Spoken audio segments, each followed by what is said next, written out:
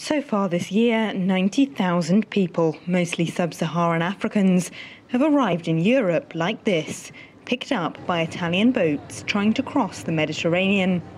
It's the end of a long journey. Most have travelled for weeks across the desert and then waited for months in Libya for a ship.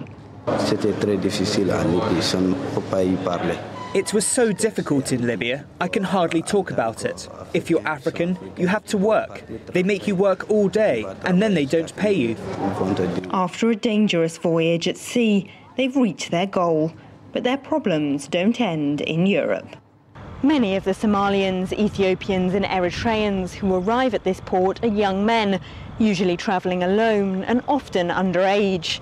The Italian state tries to find homes for them in refugee centres, but many run away and end up on the streets, alone and vulnerable. The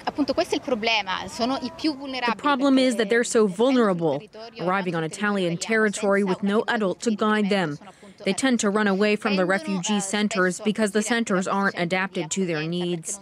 They often try to get to Rome or Milan. About half these young people are being transferred from an emergency refuge to longer-term accommodation here in Sicily, but the Italian state has no scheme in place to house them indefinitely, leaving their future uncertain. Elena Casas, SABC, Sicily.